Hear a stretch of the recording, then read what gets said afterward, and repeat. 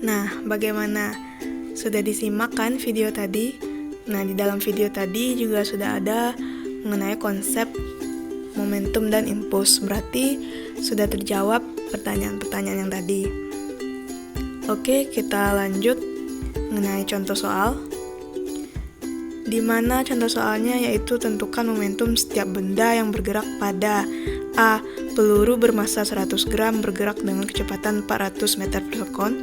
B. Tono yang bermasa 50 kg naik sepeda dengan kecepatan sebesar 36 km per jam. C.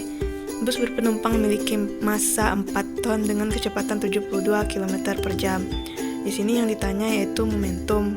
Berarti P sama dengan M kali V.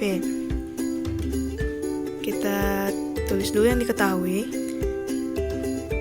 Yang A itu yang diketahui massa peluru, dilambangkan dengan M sama dengan 100 gram, dijadikan ke kilogram menjadi 0,1 kg. Kemudian yang diketahui selanjutnya itu ada kecepatan 400 meter per sekon. Nah, kita masukkan ke rumus lagi.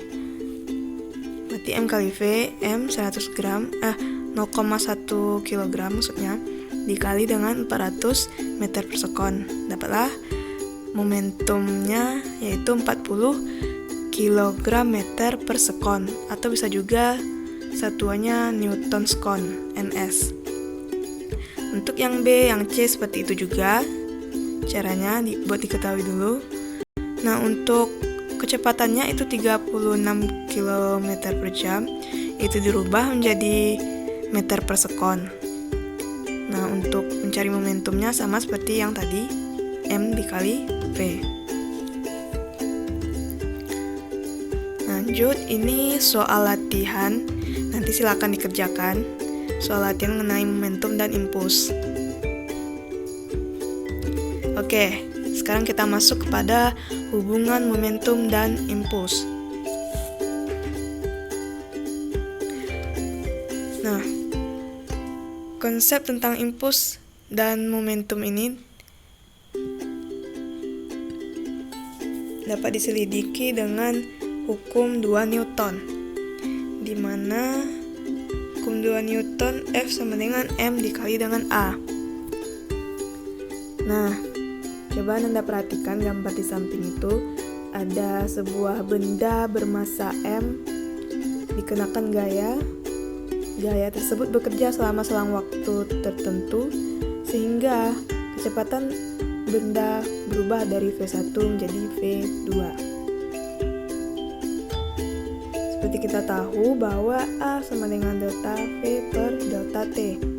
Maka kita substitusikan ke dalam persamaan hukum 2 Newton tadi. F sama dengan M kali A, maka A nya kita ganti jadi delta V per delta T. Nah, diperolehlah, kita ruaskan, diperolehlah F kali delta T sama dengan M2 kurang MV2 kurang MV1. Nah, kita lihat F dikali delta T itu tadi sama dengan apa? Sama dengan impuls. Sedangkan M kali V sama dengan P, momentum. M dikali V2 kurang M kali V1 itu sama dengan perubahan momentum. Jadi I sama dengan delta P. Nah, itulah hubungan dari momentum dan impuls. Berarti di sini I sama dengan delta P. Nah, maka itulah satuan impuls sama dengan satuan dari momentum. Lanjut ke contoh soal. Coba perhatikan gambar di samping itu. Yang ditanya di sini impuls I, impuls daerah yang diarsir. Nah, dimana gaya yang bekerja pada sebuah benda mempunyai persamaan Ft sama dengan 8T tambah 2 Newton. Nah, kita kaji satu-satu dulu. Dari T1 nya 0 sekon, maka F nya kita masukkan 0 sekon, dapat 2 Newton. Untuk T2 sama seperti itu juga dapat F2 nya 4 Newton. Nah, impuls daerah yang diarsir. Kita lihat daerah yang diarsir itu gambarnya yaitu trapesium. Berarti impulsnya los trapesium. Di mana los trapesium itu A tambah B kali T per 2. Maka kita lihat A-nya itu 2 tambah 4 kali T, T-nya 0,25 per 2. Maka diperoleh impulsnya yaitu 3 per 4 ns. Ini soal latihan. Nanti silakan dikerjakan soal latihannya. Kita lanjut ke hukum kekekalan momentum. Hubungan antara impuls dan perubahan momentum tadi kan F dikali delta T sama dengan delta P. Jika sigma F sama dengan 0, maka delta P-nya sama dengan 0 pula, atau P sama dengan konstan. Secara fisik diartikan bahwa jika suatu sistem tidak mendapat gaya dari luar, maka momentum sistem itu selalu tetap. Nah, inilah disebut dengan hukum kekekalan momentum.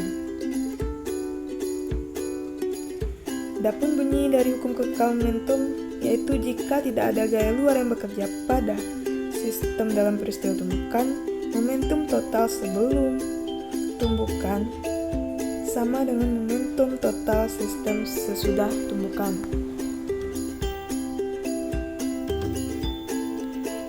Next, tumbukan. Coba kita perhatikan 3 buah gambar di samping itu. Itu ada gambar bola. Ya, 2 bola bermasa M1 dan M2 bergerak pada bidang datar dengan kecepatan masing-masing V1 dan V2. Bola pertama bergerak ke kanan, sedangkan bola kedua bergerak ke kiri. Disepakati bahwa ketika benda bergerak ke kanan maka bertanda positif, dan ketika benda bergerak ke kiri maka bertanda negatif. Kedua bola kemudian bertumbukan. Dan setelah bertumbukan, bola pertama bergerak ke kiri, sedangkan bola kedua bergerak ke kanan. Dengan kecepatan masing-masing V1 aksen dan V2 aksen. Ketika kedua bola bertumbukan, tidak ada gaya luar yang bekerja. Namun yang bekerja gaya F12 pada benda 2 yang dilakukan oleh benda 1, dan gaya F21 pada benda 1 yang dilakukan oleh benda 2. Kedua gaya merupakan pasangan aksi reaksi. Nah, sesuai dengan hukum 3 Newton, F aksi sama dengan F min reaksi. Nah, maka diperolehlah M1V1 tambah M2V2 tambah M1V1 aksen tambah M2V2 aksen sama dengan P1. Maksudnya P1 tambah P2 sama dengan P1 aksen tambah P2 aksen. Sesuai dengan bunyinya tadi, momentum total P1 tambah P2 itu sebelum tumbukan, itu momentum sebelum tumbukan, sama dengan momentum total sesudah tumbukan. P1 aksen tambah P2 aksen itu momentum total setelah tumbukan. Nah, inilah yang disebut dengan hukum kekekalan momentum.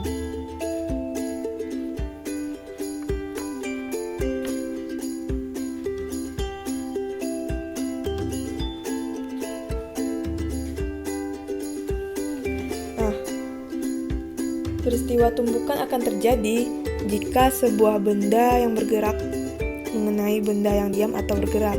Misalnya tumbukan antara koin-koin karambol, tumbukan antara bola dengan lantai, tumbukan antara motor dengan sepeda, dan sebagainya.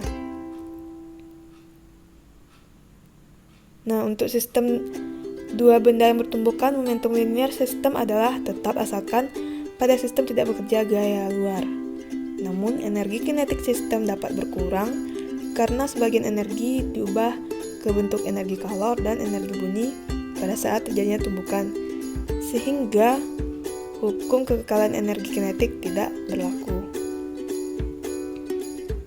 Nah, setiap benda yang bertumbukan punya kekuatan kelentingan atau elastisitas. Kekuatan kelentingan ini disebut dengan koefisien restitusi atau dilambangkan dengan E.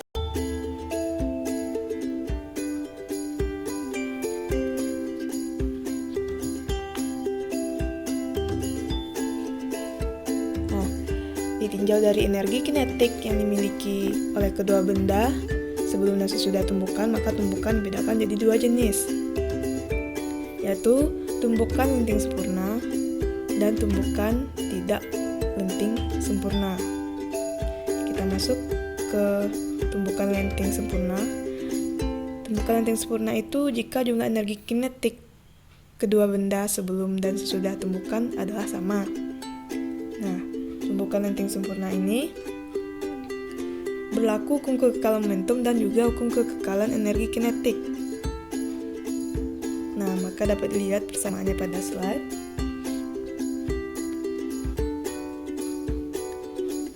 Persamaan hukum kekekalan momentum sebelum dan sesudah tumbukan ada di slide. Nah, kemudian digabungkan persamaan hukum kekekalan energi kinetik dengan hukum kekekalan momentum itu. Akhirnya diperolehlah perbandingan kecepatan relatif kedua benda sesudah tumbukan dan sebelum tumbukan itu V1 aksen kurang V2 aksen per V1 kurang V2 sama dengan min E. Maka untuk tumbukan lenting sempurna E-nya sama dengan 1. Nah, lanjut masuk kepada tumbukan tidak lenting sempurna. Tumbukan tidak lenting sempurna ini terdiri atas dua, yaitu tumbukan sama sekali tidak lenting dan tumbukan lenting sebagian.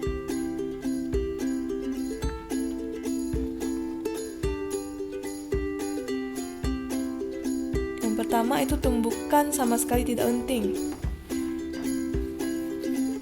Coba perhatikan gambar di samping itu. Jika setelah tumbukan kedua benda yang bermassa M1 dan M2 menempel atau menjadi satu, artinya keduanya memiliki kecepatan yang sama, yaitu V aksen.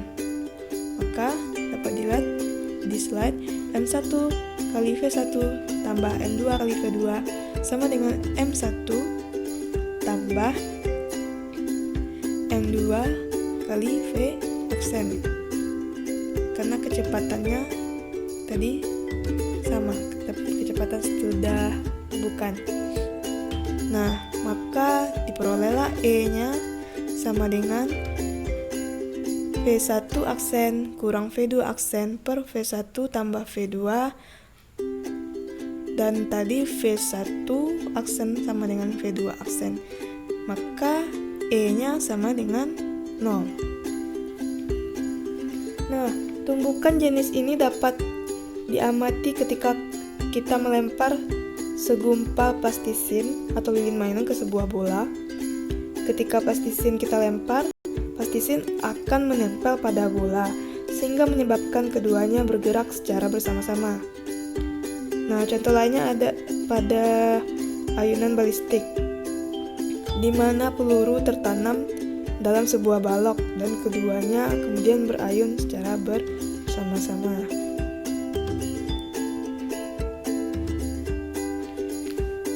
Lanjut, berikutnya tumbukan lenting sebagian.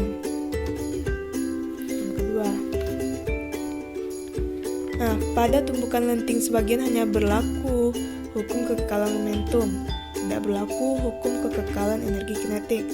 Besarnya energi kinetik yang berubah menjadi kalor adalah delta EK sama dengan delta EK awal kurang EK akhir.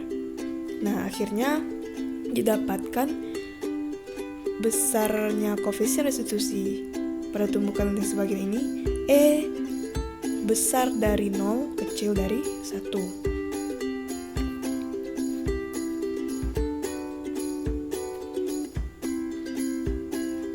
Konsep tumbukan lenting sebagian ini diterapkan pada pemantulan bola jatuh bebas di lantai.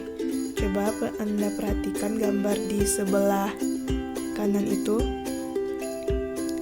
bola jatuh bebas dari ketinggian H1 sesaat sebelum bertumbukan dengan lantai, kecepatan bola sebesar V1. Sesudah bertumbukan dengan lantai, kecepatan bola menjadi V1 aksen, sehingga bola mampu mencapai ketinggian H1 aksen. Maka diperoleh persamaannya sebagai berikut. Karena V2 aksennya dan V2-nya 0, maka diperoleh V1 aksen per V1 sama dengan min E.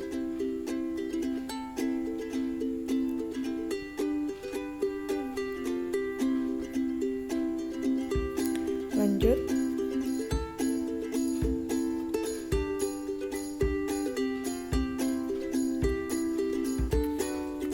kepada prinsip kerja roket.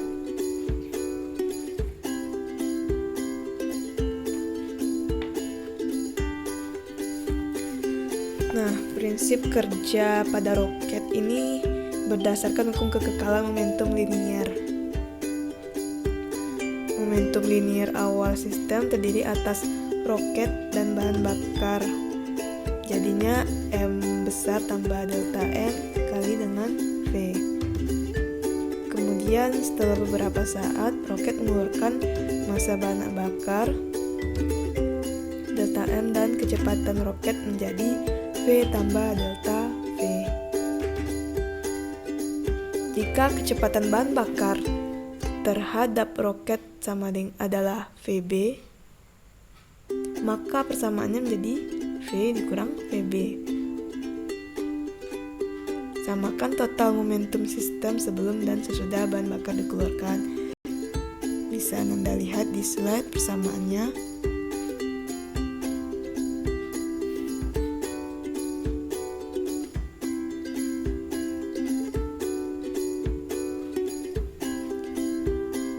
Peluncuran roket ini menerapkan hukum kekekalan momentum. Roket merupakan wahana yang mampu melesat dengan kecepatan hingga 11 km per sekon, sehingga mampu terlepas dari pengaruh gaya gravitasi bumi.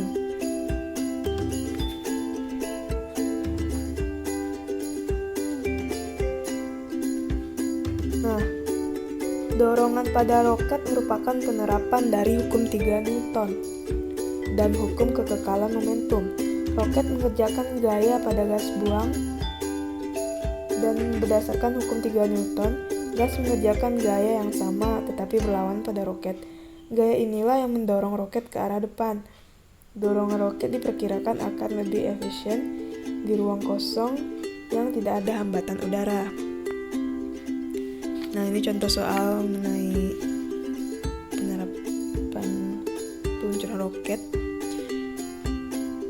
Jika roket dengan massa 4 kali 10 pangkat 4 kg, itu sama dengan 40.000 kg, awalnya diam, kemudian bergerak menyemburkan dengan kecepatan 10 pangkat 3 meter per sekon dari pembakaran 2000 kg bahan bakar, tentukan kelajuan roket.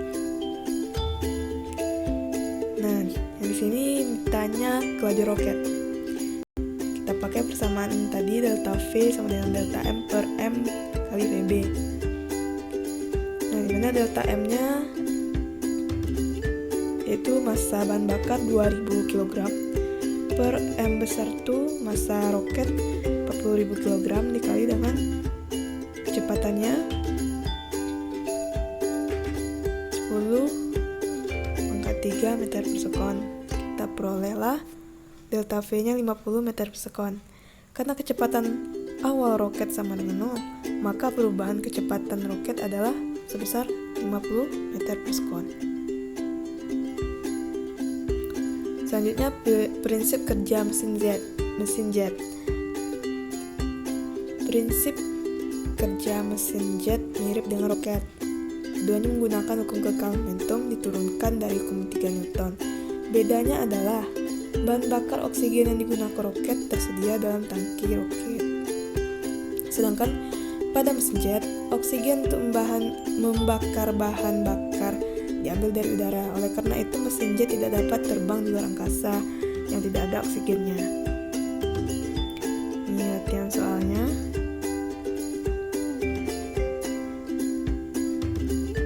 Baiklah, itulah pembelajaran kita pada hari ini. Semoga dapat bermanfaat bagi kita semua.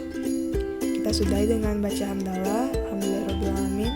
Wabillahi taufik wal hidayah. Assalamualaikum warahmatullahi wabarakatuh.